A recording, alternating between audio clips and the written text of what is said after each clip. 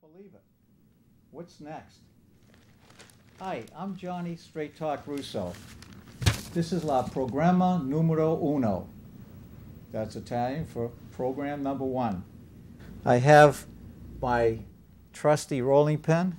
I sent a provocative letter to the editor in announcing this particular show, and I've been looking for viewership, and as a result I challenged the people who had food programs to let me have some of their particular viewers. And I just said that those people who watch my show will lose more weight than those who are watching their show. So I have to protect myself against possibly some intrusion by maybe several people.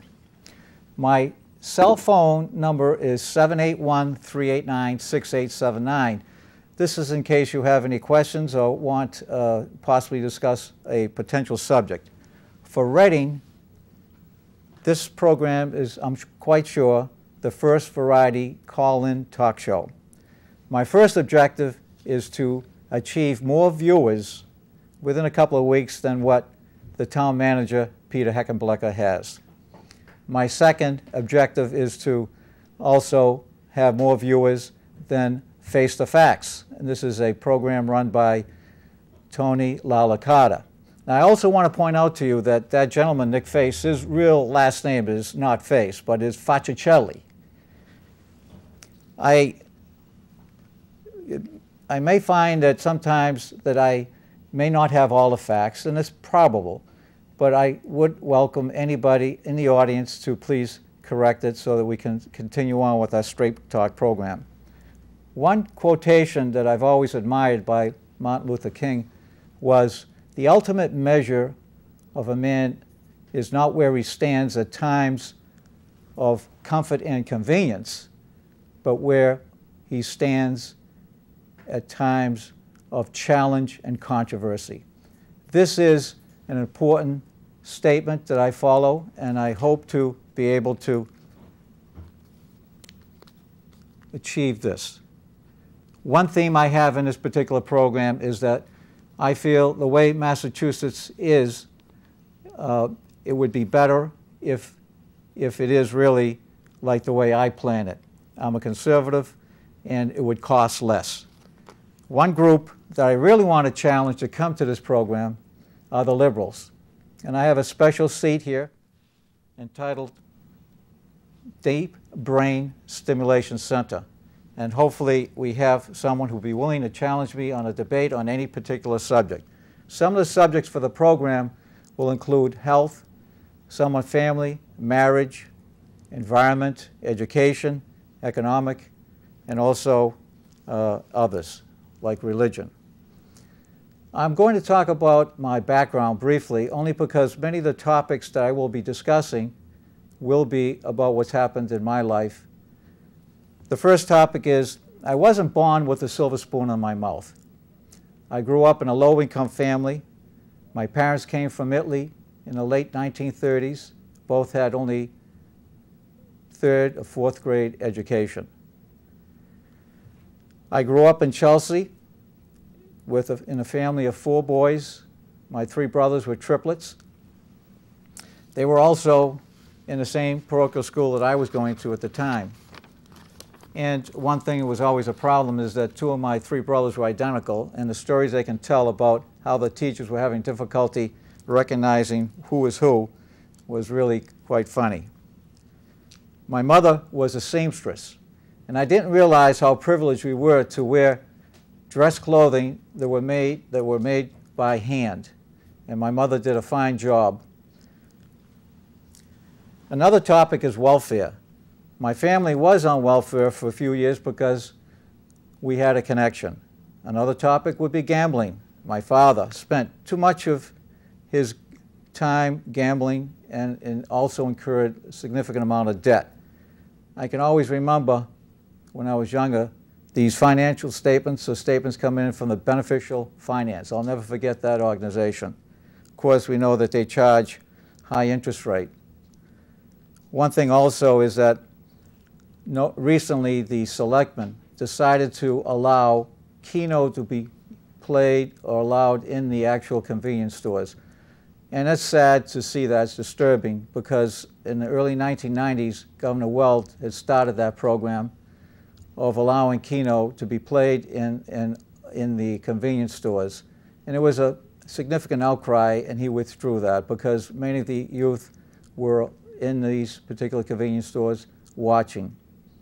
And it was rather interesting, when I was a school committee member, there wasn't a gambling audit, or at least a survey about how many students were involved in gambling.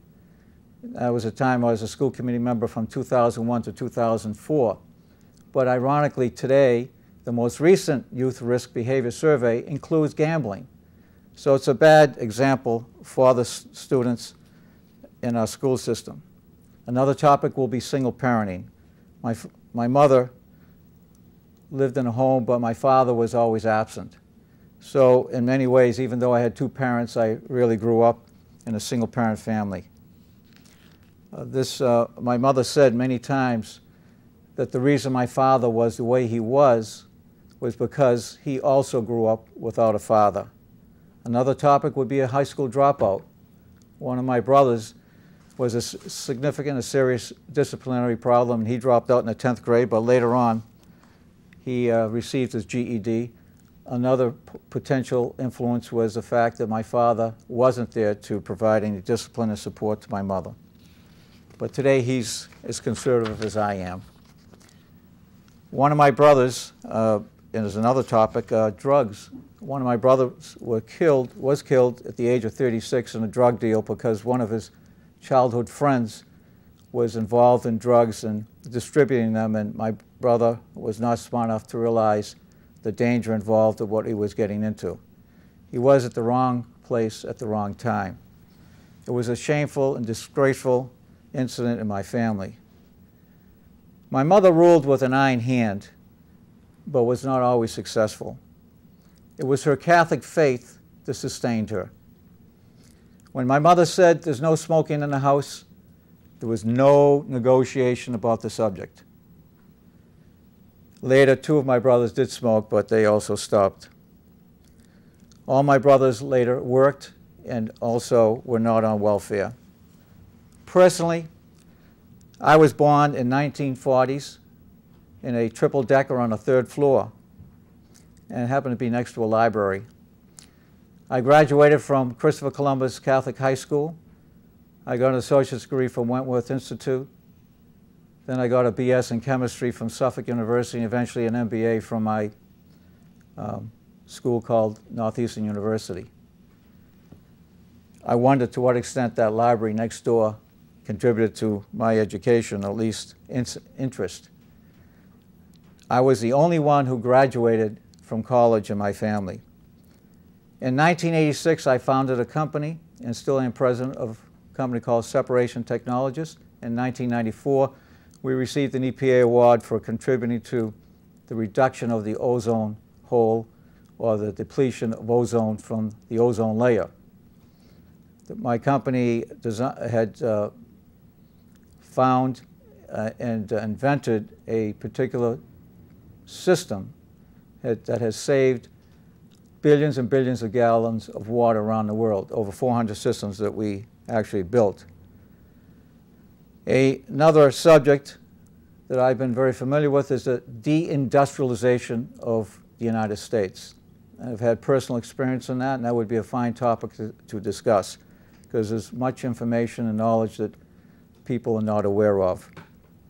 I was a rating school member in 2001 to 2004, and my notable accomplishment that I always enjoyed was debating 3 high school students about whether the MCAS should be allowed to exist in the school system, or at least in the state. My politics changed dramatically from my youth. I was an impeccable liberal with credentials second to no one. I voted for McGovern, I voted for Dukakis, and I voted for Senator Kennedy before and after the Chappaquiddick incident.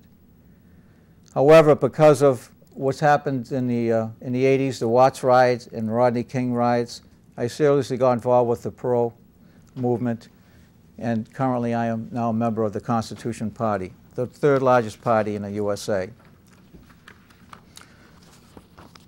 I'd like to now talk about the subject of our program, or at least the beginning or introduction, is the book called Where the Heart Is, which was on a reading list for last year's students in the summertime program. The story is about a young lady named Nova Lee, who's about 17 years of age, who's traveling with a vagabond called Willie Jack. Unmarried, she gets pregnant, and he finally abandons her. She has a number of friends who befriend her and help her with her young child, which helped quite a bit. Lexi, one of her best friends, has had about 3 children, maybe 4, and at least by 2 men. Eventually, Nova Lee, which is the concept called coming of age, grows up and becomes very responsible in her decision making. The story ends with the false hope of marriage with a good male friend called Forney, of 26, and at that point in time she was about 26 years of age. There are many poignant moments in this book about her and her growing up, but there are many mixed messages, including homosexual rape, pedophile rape, oral sex, and domestic violence within the book. The book is filled with much underclass behavior. And that, I mean, is that people or youth who engage in self-destructive behavior, even though there are lots of ways to grow up and become a responsible adult, unfortunately, many have chosen the wrong path. The discussion of this story is really another disturbing milestone in the education of our youth. I'm sure that this is not the first time this has happened in Reading. During the time I was on a school committee, I wasn't aware because I didn't have any children in the school system. But it's happening throughout the country. It is what Daniel Patrick Moynihan, a former congressional senator from New York, who coined the word defining deviancy downward. What would have gotten a teacher in my school time, or at least my time when I grew up, fired on morals charges is now considered as normal. We have so much of it in the media that has become acceptable and even approved for the formation or the growth of students in our school system, even though we're highly educated as a community. And this evening I have a special guest. Her name is Linda Phillips, and she'll help us with the discussion here about this particular book and how many of the things unfolded in the late fall last year. Linda. Hi, John. Hi, how are you? Good to see you. Good to see you. Okay, this is, reminiscent of old times when we ran together. That is correct. Committee. Linda and I ran together jointly as a team in 2001, and we were running against Pete Dahl and Miss Dantona. And at that time, it was a very close race. I beat Linda by 10 votes. Yeah, and I didn't bother for a recount because I let you take the hot seat for the next Thank you very much. But we worked together on a lot of the issues. And in fact, Pete Dahl beat me by 200 votes. So it's Pete Dahl, myself, Linda, and Dantona. So I'd like you to begin in a way of introducing this particular show. Is how did you discover this book, Where the Heart Is, and how did the whole program evolve? Sometimes I wish I didn't discover things, but when you're curious. Actually, it was on the PTO list for summer reading for my 8th grade daughter.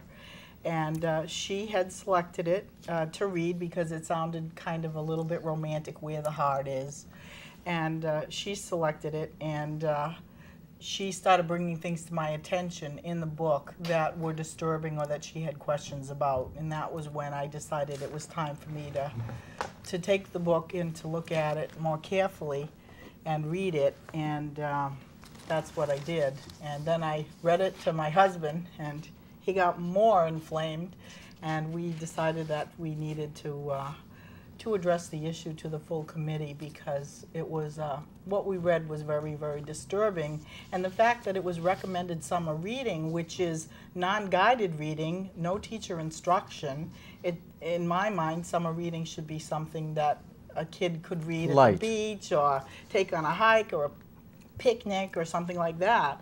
But the subjects that were, the incidences and the things that were happening in the book were so disturbing that I, as an adult, wouldn't, if I had known that, I wouldn't read it. But I was concerned that it had the blessing of the school department on it as a recommended reading book. Yeah. So that concerned me a lot. I'm a little hoarse tonight because I have a summer cold, so bear with me, and I'll take a drink every now and then. I found out about it when I read the newspaper.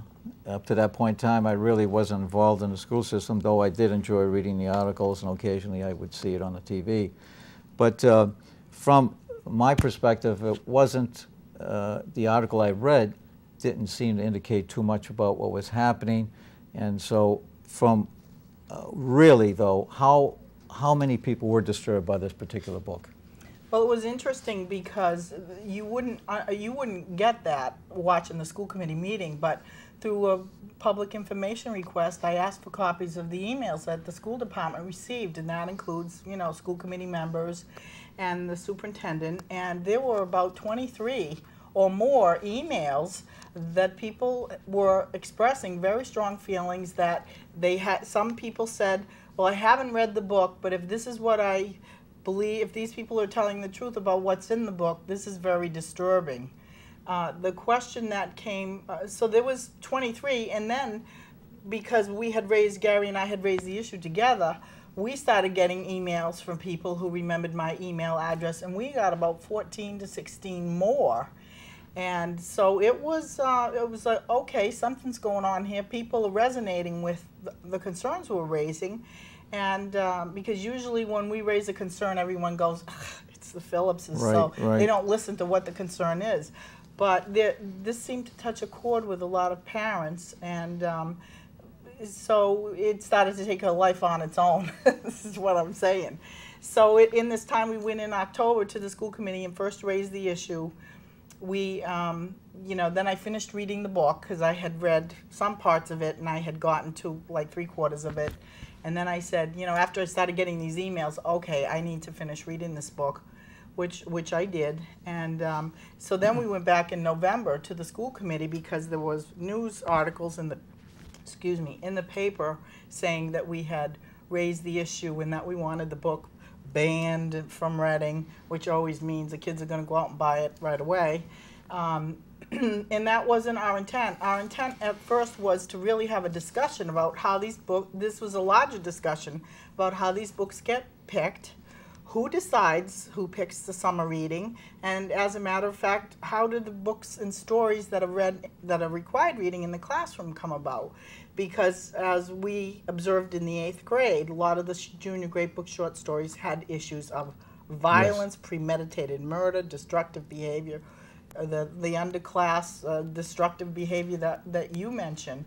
So this wasn't really a bigger issue altogether. You know, it was about this book and how did this book get there?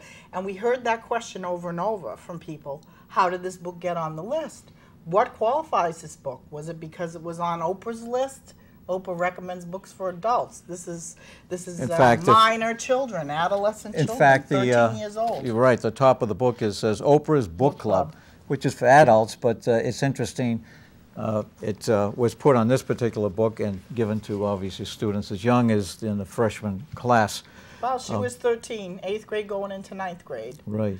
So it was very disturbing what she read. But the seriousness of the subject was more than what you had seen before in the school system. Is this correct? Oh yeah, I mean, I have it's like an escalation of the degree of the subject matter itself. Yeah. Well, I have a daughter who's 2 years older, so we're usually doing education redo 2 years later. Right. And she says, oh, I remember when I did that project, and she can help the younger one. But in this case, this was the first time this book was put on the list, because my older daughter would have picked it because of the title. It sounded like a Hallmark kind of story. Right. So that was the first time it was on the list. Oops. Got to make sure it doesn't fall off. And the subject matter, I mean, how much more serious can you get, except for maybe more explicit discussion of the subject? It's almost like what I call the sexualization and desensitization of our youth, which in my time, as I did express earlier, the person, the teachers, the school system would never have anything like this. It was inconceivable. And so, but... Yeah, well, when I first, my daughter had come to the part where the children were raped. Not raped, but they were forced to provide oral sex. And these children, I had to go back in the story to see they were probably under 9 years old. And then when I went back to look, you know, because you don't want to just take a sentence and take it out of context, which Correct. everyone says. Right, right. So you want to get the feel and the flavor for this. And so it was even more disturbing the more I looked into it, because, you know, it started off with, oh, we have a phone call. Oh, we have a phone call? Well, let's take it. Okay. Hi, this is Johnny Straight Talk Russo. Hi, this is Johnny Straight Talk Russo. Hello. Mr. Russo, Tony Lawicott, how are you? Hi. Oh, there he is. I tell you, I wouldn't be on hold much longer for anybody else but you, because you're a man of great integrity and honesty here. I want to ask Mrs. Phillips a question, because I wrote my book, and I'm not trying to push the book, but I did give it to, did some talks down at Coolidge. Who makes the decision on how the book gets on the list, the summer reading list? That's number one. And the second question I want to ask you, John, you can talk about this later after Linda gets through answering that question, is your major accomplishments in the school committee beside the MCAS. I know we had a discussion once about the substitute teachers and the low pay rate they were getting, and then we had a discussion on that. And I think you helped, well, you were instrumental, I hope, in getting the pay raise for substitutes, because I think the important thing in town is that we can't compete with other areas of the Middlesex County with getting substitute teachers to come in if we're going to pay them a low salary. So that's a question I want to put to you. But I want Linda to tell me how they get the books on the list of approved summer reading, so that I can get my book on that list, and I appreciate that. So good luck, John, and I hope you get a lot of calls, and I know you'll probably beat me anyway. Well, thank you. Well, you can stay on the line if you like. But I'll get off and let her speak. All right, thank you. Go ahead, Linda. Very concerned about who makes the decisions on the book choices. Thank you very much. Good luck, John. Thank you. Thanks for your call and your interest. This is the pending question. After a public records request, after getting all the emails, after attending 3 school committee meetings, after talking about our concerns, our very first question, who selects these and what's the criteria for selection, has never been answered. This is how the school department deals with answering parents' concerns. We brought the issue up in October, it's June, and no one knows. It's just amazing how these things happen. No one knows who decides these things. The response to the book to keep it in the system was put under the review in the policy, which we'll talk about how they enacted a policy that no one knows about. And the same people who put the book on the list in the first place actually reviewed whether it should stay on the book or whether it should be pulled, which is how objective is that. So no one knows. That's the big secret. And this was in email after email. In fact, at one meeting I was ill, and I watched, and Mr. Russo asked the same question in the middle of January after we had asked it 3 times, and after people in the emails asked, this is a problem. If we don't have, what's the policy? How do books qualify to get on the list? And so we don't know, and that's a concern. That still is a concern. What's interesting is that this year the summer reading list was 70 for the high school last year. This year it's 56. So that they've taken 14 books off. I don't know why. Maybe they didn't meet the educational criteria, or maybe they were of questionable educational value, just like this book is. So I don't know. Okay. But good luck. If you wrote a good book, give it to me. I'll plug it for you. I will. I guess Tony just left the line. Okay, we'll knock off this noise here. Yeah. But the second question about the substitute teachers, I do remember during 1 or 2 sessions about the pay rate for teachers, and we did decide to raise the rate. You know, we're always strapped for cash in this town, and we went to a more competitive rate. I believe at that time we were lower. And so I also want to indicate to anyone here in the audience, whether you're a teacher, whether you're a parent, otherwise, you're welcome to call in and tell us what you know about what's happened here. We welcome the administration, Pascatini. In fact, I was one of the several school committee members, there were 6 of us, who voted to have him as superintendent of the school system. So please call and let us know if you want to come, and we can continue on this program to give the school department its opportunity to defend itself. Well, that's interesting because they don't even do call-in shows because they're too afraid to have people call up and bring up issues they don't want to discuss. So I remember that's very brave of you, John. Pat, I believe, has been on a show because I've seen him a couple of times, but I believe it's with Phil. No call-ins. Oh, no call-ins. Yeah, okay. yeah. Well, here it is. We're going to be talking, and we're going to continue talking about this. We'll have, even though this is a preview of the details, we will not talk about the details. We want to give enough information to then have enough time the next time to actually quote from the book. By the way, these books here, I have 3 or 4 of them. I got them, and they're available at $2 a piece. So you're welcome to call me. The library has it. The high school library has it. You're welcome to call me at 781-389-6879. And the program phone number for calling in is right on your particular screen. So now, there were only 20 emails, but I think you told me that one of the emails that you got on public records indicated there were many calls to one school committee member. Oh yeah, that's interesting. I brought all my files because I just wanted to be able to be accurate in how I represent things. And, because when I was on a school committee, it was interesting. there weren't, I don't recall any issue that ever got 20 phone calls or emails, whatever you want to call them. And well, let's see.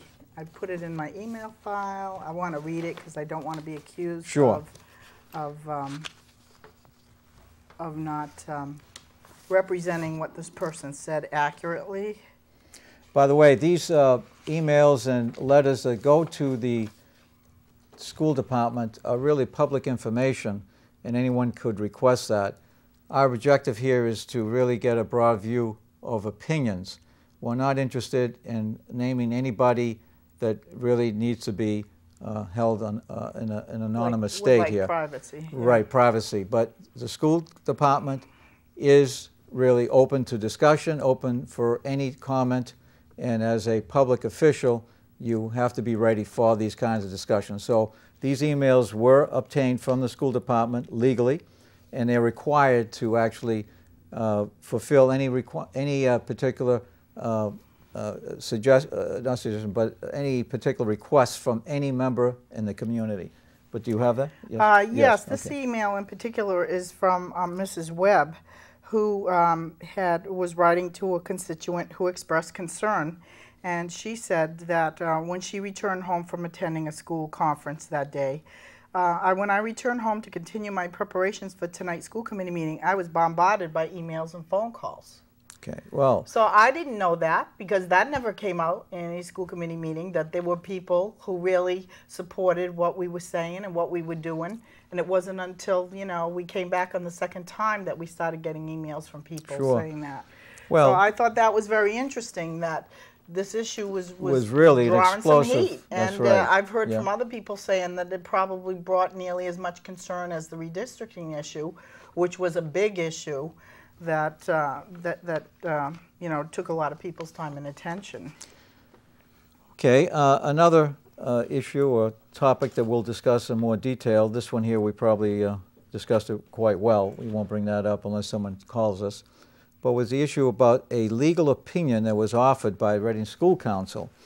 You don't have to talk about the exact details, but we pay as a town of Reading for this legal counsel, which the school department has access to. Right. And this particular woman by the name of Naomi Stromberg, I believe she was the person who may have been interviewed when I was a school committee member for this position. Well, in any case, she is now considering this as almost like a violation of the First Amendment rights for the students. Is this? Well, I did read her letter with interest because it was dated in December, just before the school committee was provided with the review committee's feedback. I need to go back and explain the review committee. The school department supposedly established a policy on how to address parents' concerns about curriculum. And in that policy, it says that you fill out a form with your concerns, and then the superintendent sets up a review committee. And they review the material that you're saying that you raise concerns about, and they will decide and make a recommendation to the superintendent whether it should stay or not stay, or if they have any concerns. Well, the review committee we still don't know all the members. We know some of them. Mr. McSweeney, the head of the language arts department at the high school, wrote the letter of recommendation, to keep the book in the district, but delay it for summer reading by 2 years to a 10th grader in 2010, I believe it is. So they felt that the book had enough merit, educational merit, and that it was life-affirming. I just gag at that thought.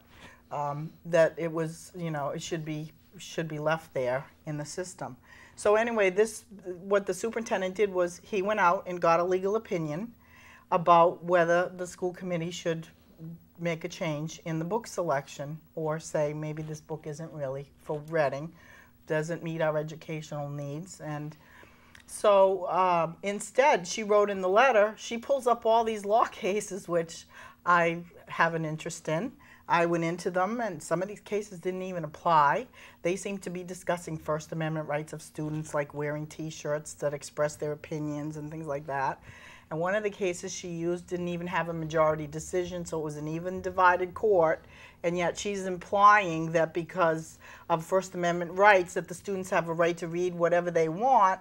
And then at the very end she says, well, it is the school committee's legal responsibility under ed reform to decide and make decisions about textbooks and reading material. In other words, giving them a little loophole that if they really felt strongly about this, they could do something about it. So the superintendent recommended to the committee, they accept Mr. McSweeney's recommendation, and they voted it, no discussion in unanimity, which amazes me. And they presented the data on television and didn't even provide the information to us, and we were the people who complained. And we had asked in November, I specifically asked in a public meeting, I asked Mrs. Gibbs to please let us know when the review would be done so that we could attend the meeting and we could participate in any feedback or whatever. And we didn't get invited, we didn't get a heads up, nothing. And my daughter turns on the TV and she says, Mom, they're discussing your book. She goes, how can they do that when they didn't even tell you it was on? Right, I said, exactly. Yeah, that's very interesting. But it was confusing. I have not read the particular letter that was sent by Naomi to the school department, but I'm interested in looking at that because obviously we're spending good money. And to me, this wasn't a student-initiated book, number one. Right. And it also is something that, as you mentioned to me, it wasn't even on the state recommended list of authors. Well, it's not recommended. It's a suggested list of authors. Right. When you go in the Department of Ed's website and you look under the curriculum frameworks for language arts, it has a big qualification of these are suggested authors, and then it tells the teachers that you need to use your judgment to select the best works, because not all the works done by these authors are the best, that we should be taking our students' time and make sure they have an educational value and make sure that they're age appropriate. Right, so right, I read that and I'm going, I can read that, I can find that on the internet, and Reading doesn't know that. What is age appropriate today is really astounding to me because of the time that I obviously grew up and people of my age who are grandparents, and I was born just between the two wars, and what was okay at that time was phenomenally far safer than what is being given today for students. Of course, students will say, well, but there's no big deal. No big deal, no big deal. There's nothing a big deal for anyone who's youthful because they're going to say that because they want to be with the crowd. But back to the, so in other words, what is this lawyer saying is that almost giving you all the, kind of saying, well, you can't do this, and then say, oh, you have a loophole. It's almost like she's really not, she's against parents who get involved about making decisions what's best for children. I wouldn't say that because I don't want to put words in anyone's mouth, because I have enough to say, and I'm sure other people do too, to express their own points of view. Right. But I think it's been known, and it's been in other issues when I've requested public information, the superintendent has gone to get legal opinions that are incorrect and inaccurate, and because I push it, that things get changed. Because I'm sorry, I was brought up in an Italian household too, and tribute to my dad, question until your mind is intellectually satisfied. And I'm not a lawyer, I didn't go to law school, but I have a lot of common sense and I can read and understand what I read. If someone questions your particular statements, then we can have another discussion about those issues. I would love it. Exactly. Usually, people have disagreed with you and me over issues, but I've never heard them once disagree about my information, because I do spend a lot of time researching, because I think it's important to give people not just your response, but the reason for your response, why you feel the way you do. Let's go back to the issue about complaints, or at least people who called in about the book. It was rather instructive that of all the emails that you got, one of them was in favor of this book. In fact, the only one that was in favor was read by... the superintendent read a letter from Linda Zarrow, who said that her daughter had not been interested in reading, but she was able. They read the book together apparently, and the daughter has developed a love for reading from reading that book. And I would just, it's like, how did you handle the parts where he was raped in prison? Exactly, right. How would you handle the parts where she talks about trying to abort a baby through doing all these unusual things and having her privates burned out and all that? And I know you want to get to that in the next move. That was one of the discussions. Session. It didn't relate to Nova Lee, and I give her tremendous credit for the message in the book. That's really a pro-life message, because all of the children, even though they were illegitimate, that is Lexi with her 4 or 5 illegitimate children, they all were alive and continued. They raised them. So they were good mothers, we applaud that message that was in that particular book. Back to another question here. Now, what we're going to do is the next meeting, at least the next show, we will talk specifically about those issues that we have with the book. And as I said, there are many also positive statements in the book, but must we have a book that has so many mixed messages? When I testified, at least read a letter to the committee itself in person, I had stated that much of what was in this book was underclass behavior, and I've already given you a definition for underclass behavior. And it kind of reminds me of what's happening in a city. And if this was a college course whereby people were learning the pros and cons and discussing it as a subject of what is really happening with our youth, I could see a value. But when you're giving this to a student who is just simply reading it for summertime, in fact, even in the school policy, they recommend that this should be read in some books, read in a classroom, or at least guided by the teacher. So when the children read something they don't understand, the teacher can explain it. Another issue came up is how do we as citizens know, since these are elected officials as school committee members, how do we find out who to vote for, because we don't know what the decisions were by each person? Well, that's interesting that you say that, John, because the fact that there was no discussion in the school committee meeting after the superintendent read Mr. McSweeney's review of keeping the book in the system but delaying it 2 years, there was no discussion. There was no discussion at all. And they just all voted unanimously, like they had already talked privately about it in violation of open meeting laws, or, they had, felt each other out which way it was going to go and saw the wind was going one way, and the school committee likes a lot of unanimous votes, and there's very little dissension ever, because, you don't want to be ostracized and you want everybody to be nicey-nicey.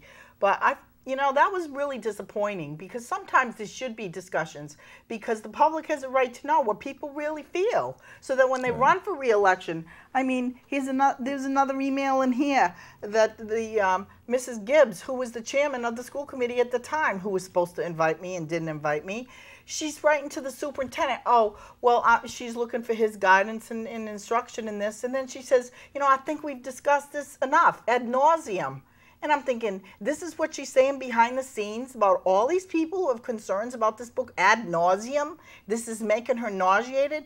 How about reading the rape of the man or the children? That makes you nauseous, not the fact that people, your constituents that you represent, have concerns, legitimate concerns, that school committee members, none of them have children old enough who've gone through enough grades to know that, this is something that may be alarming, red flag in this. Maybe we need to talk about this. The open meeting law is a law that requires public officials to actually discuss and conduct business in the public.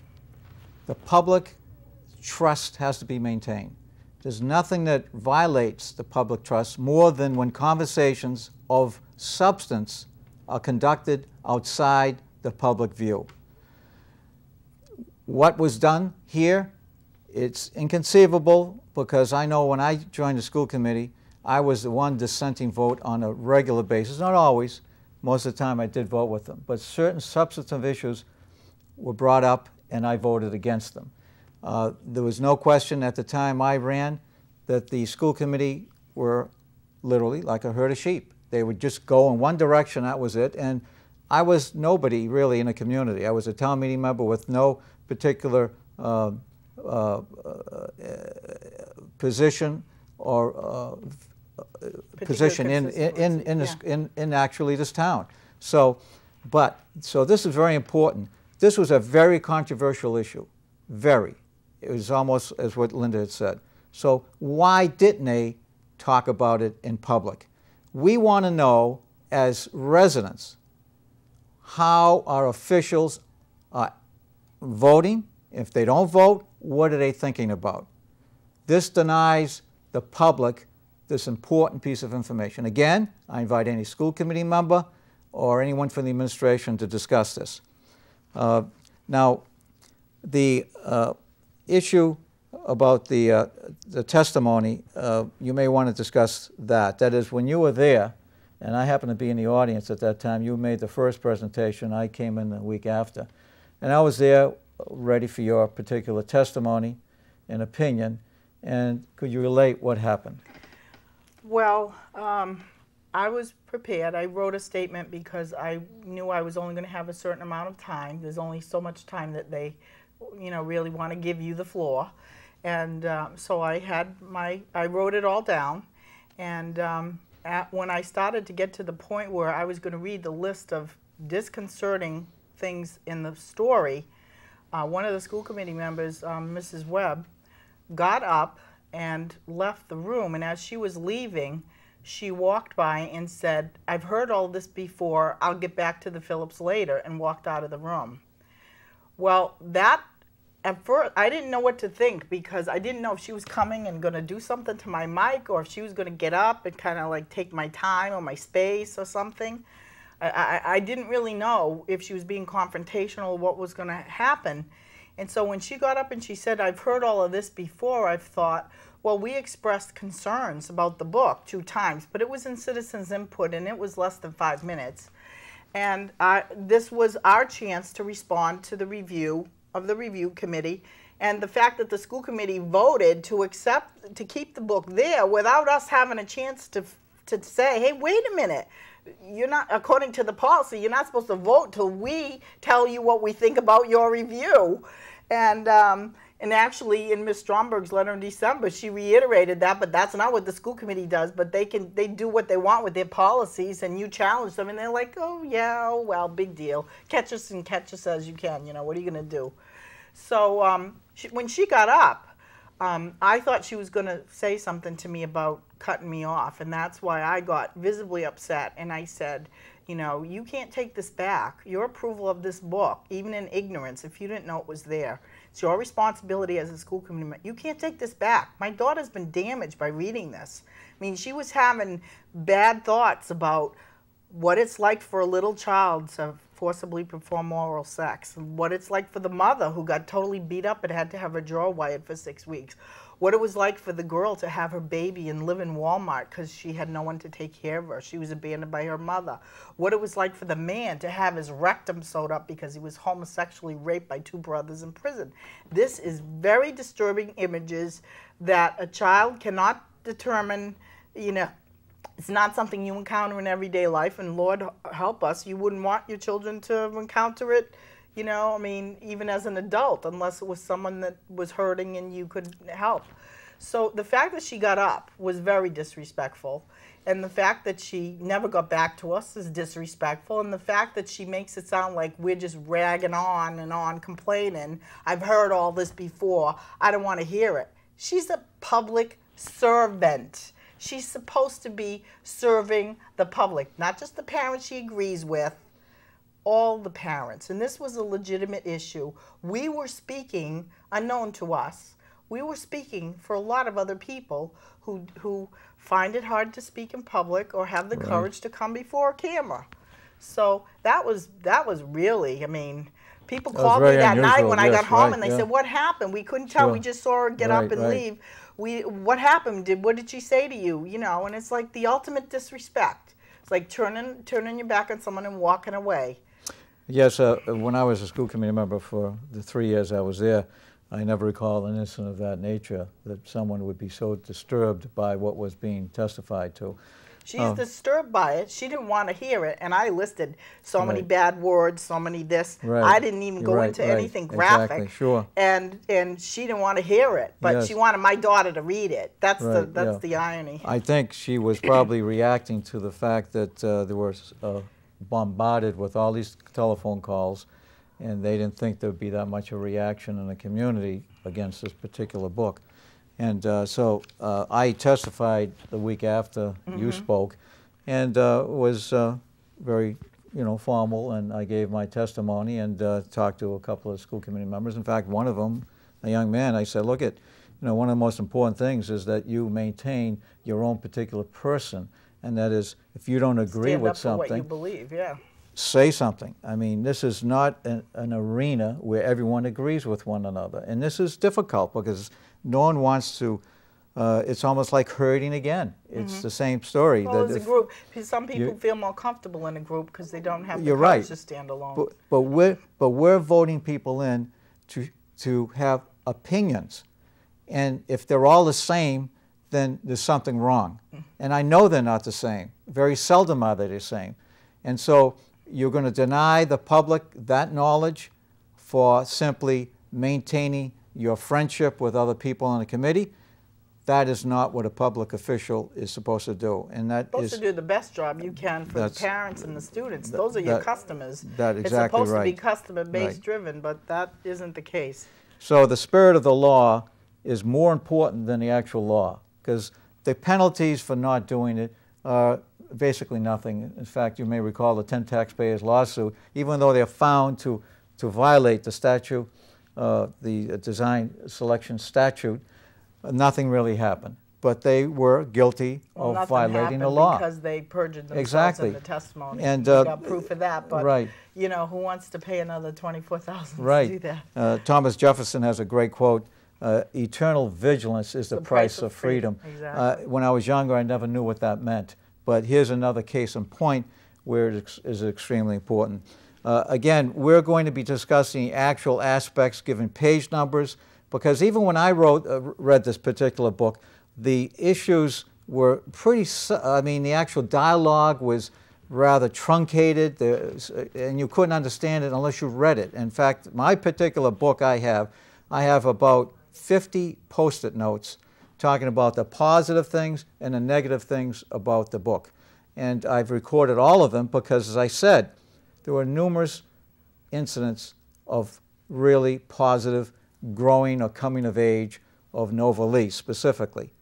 But these other things were buried within it, and just by skimming the book, you would never know it. And I spent hours with this. In fact, I have a set of tapes that I was playing back and forth to work because I understand what I experienced in my school times is not what's being experienced today, and is defining deviancy downward by Senator Daniel Patrick Moynihan is a clear reason. as to why we're doing what we're doing. Well, the other issue is, too, when people are uncomfortable with, you know, adults making decisions for children. That's what we do all the time.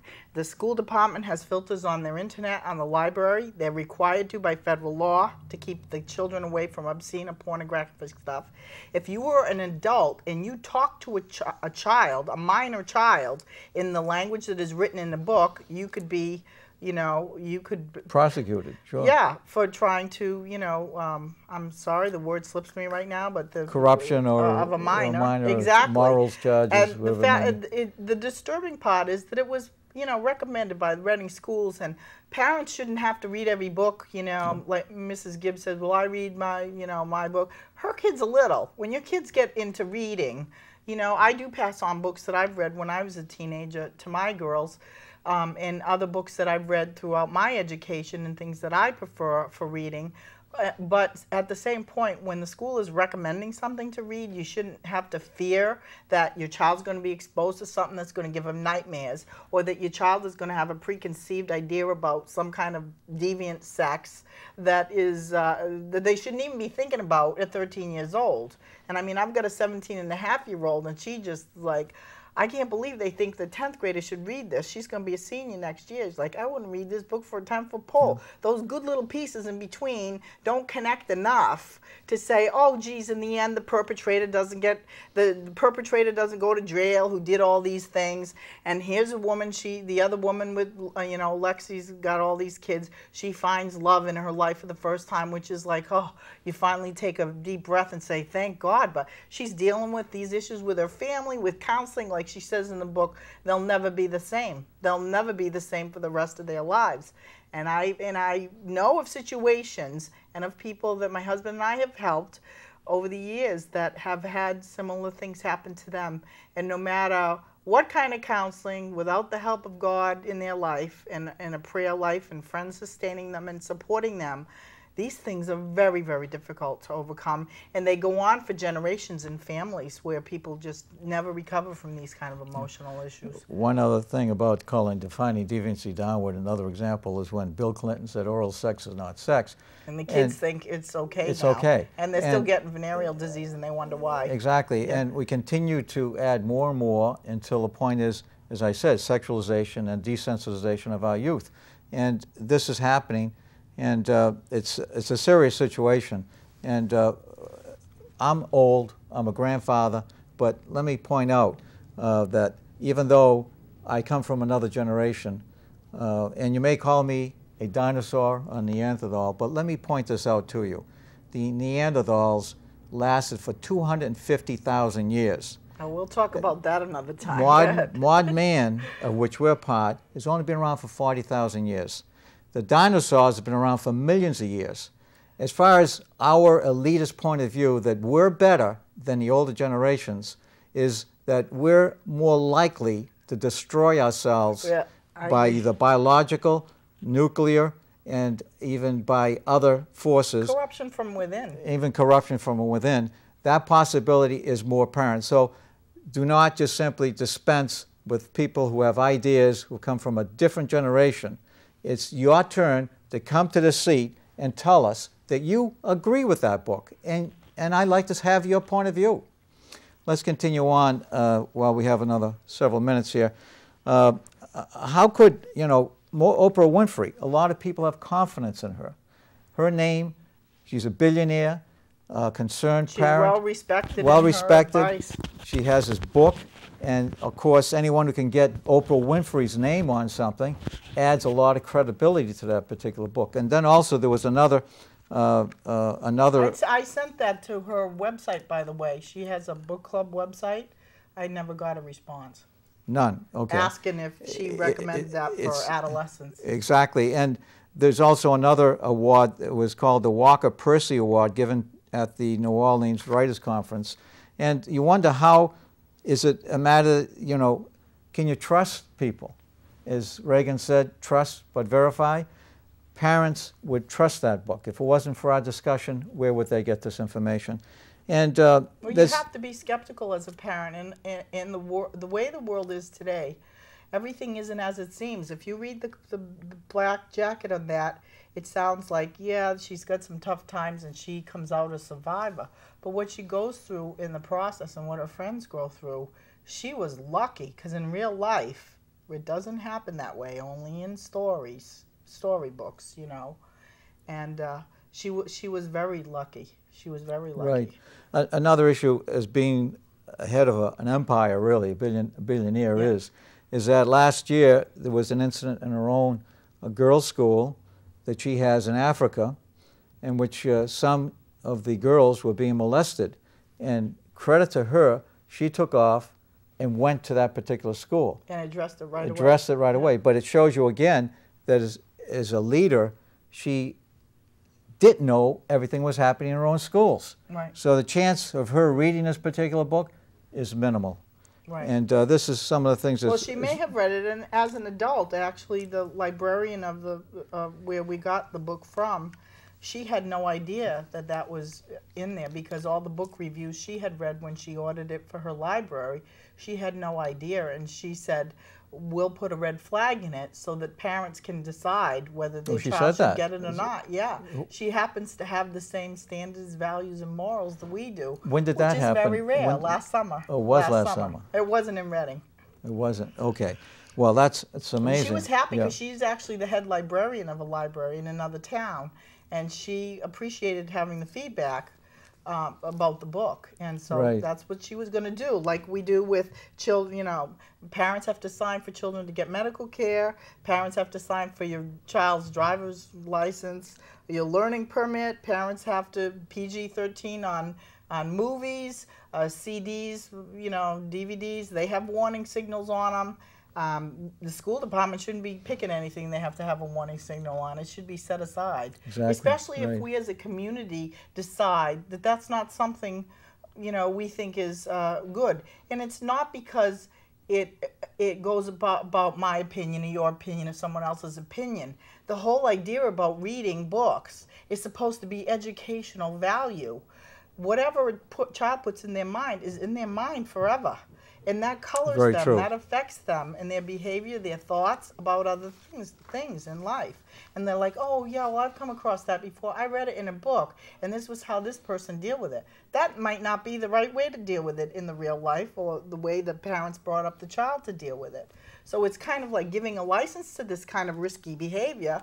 And then when we get the survey and the school committee Youth reviewed Risk the Behavior survey, Survey. Gary and I stayed and we heard that, and it was like, there's even more children now considering suicide than ever before, because their life is so hopeless and helpless. And we're feeding them a diet of this kind of stuff. So Hopeless it's and almost like helpless stuff. counterproductive. We have only a few minutes left, but what I wanted to make some other comments about Oprah Winfrey, but right now it would be too short a time to really discuss these comments. But what we intend to do the next time is actually discuss some of the continuation of our discussion of the book, and maybe there are other community members who would be interested in calling, since Maybe this is we'll a new get show. some feedback in between. and Exactly we can, right. It'll be again do that. next Thursday at 7 p.m. We'll be here, and we'll continue on with our particular program of You're going to make me looking come back from vacation. looking at how we can keep the public informed and help parents make better decisions, and also letting the school committee members know that there is a line beyond which we as parents will not accept. And we also hope that this will be spurring the discussion within the school committee, that decisions will be made that will help clarify things so the public can make the best decisions. So thank you very much. Thank you for for coming. inviting me. It was a pleasure. Okay, great. And we'll see you next Thursday as I kind of close the show, and I start the show with the newspaper and I end the show with Well, this let me newspaper. let you read your newspaper. Yes, in fact, there was an interesting article here, and I'm looking at it right now, and my God, I didn't notice this. Plunging necklines at the prom. Jeepers, I missed this the first time. I mean, in my school days, as I recall quite clearly, even a strapless gown was not even allowed. So I'm wondering what's happening. This probably caused some conflict within families themselves about how they should dress at proms. And it's interesting in this front page of this paper is that all the guys are there with vests and ties.